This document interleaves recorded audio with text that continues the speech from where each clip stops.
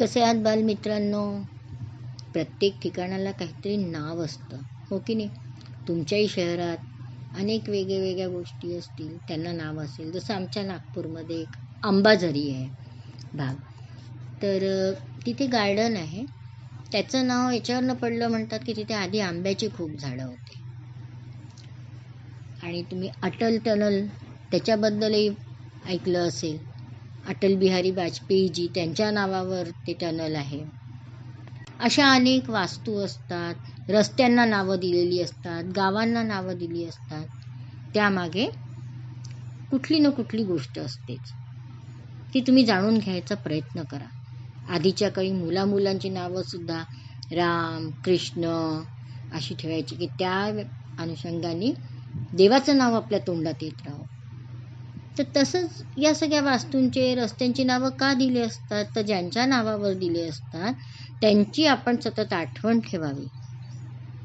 त्यांचा पराक्रम, त्यांची कीर्ती, त्यांनी देशासाठी, देशबांधवांसाठी काय केलं याची जाणीव सतत आपल्याला असावी. आणि म्हणूनच नुसतं ऐकायचं, वाचायचं नाही, तर त्याबद्दल जाणूनही घ्यायचं. तुम्ही ज्या ज्या गावात राहता तिथे रस्त्यांना जी जी नावे दिली आहे ती सगळी जाणून घ्या. तर असंच तुम्ही एक सेला टनलचं नाव ऐकलं असेल. आसाममधल्या गुवाहाटी आणि अरुणाचलच्या तवांगला जोडणारा हा 2 लेनचा एक खूप मोठा टनल आहे. हा भारतातला सर्वात लांब टनल आहे. आता याचं नाव सेला टनलच का पडलं त्याची गोष्ट मी तुम्हाला सांगते. जेव्हा 1962 इंडिया आणि चायना वार झाला होता, त्याला बॅटल ऑफ नुरा या नावाने पण ओळखत होते. तर अरुणाचलमध्ये चायनीज लोकांनी आक्रमण केलं होतं आणि खूप जास्त संख्येत ते लोक ते घुसलेले होते आणि ते भारतीय बंकरच्या जवळजवळ पोहोचत होते. तर गढवाल रायफलचे जसवंत सिंग रावत, त्रिलोकचंद आणि एक अजून त्यांचे सहकारी हे त्यांना थोपवायला निघाले.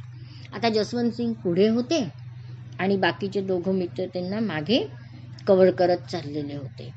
चायनीज शस्त्र हस्तगत करून ते आपल्या जागेवर परत येतच होते. तर त्याच्यापैकी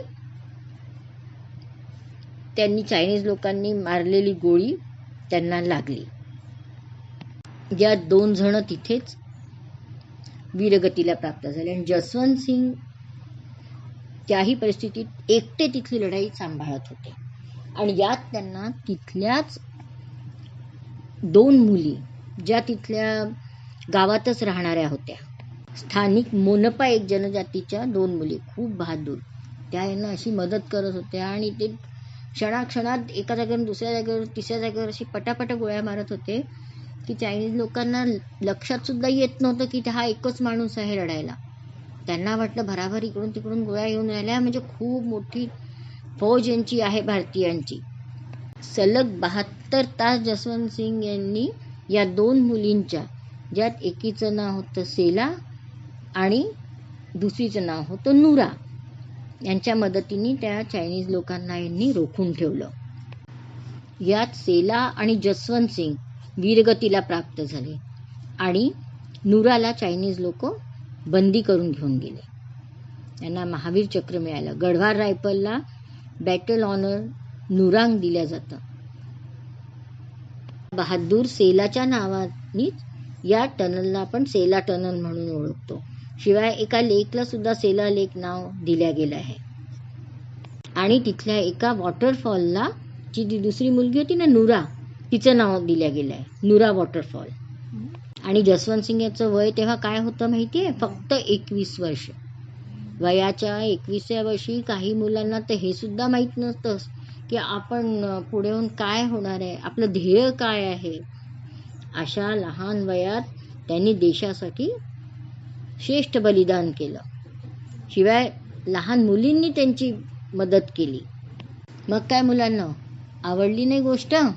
आता तुम्ही पण प्रयत्न करणार ना, तुमच्या गावात काय काय आहे, त्यांची नावं कशावरून ठेवल्या गेली आहे, ही सगळी माहिती गोळा करा. आणि हे टनल बनवायचं काम कोणी केलं माहिती आहे? बॉर्डर रोड ऑर्गनायझेशननी हे काम केलंय. चला तर पुन्हा भेटूया अशाच एखाद्या छानशा गोष्टीसोबत. तोपर्यंत बाय.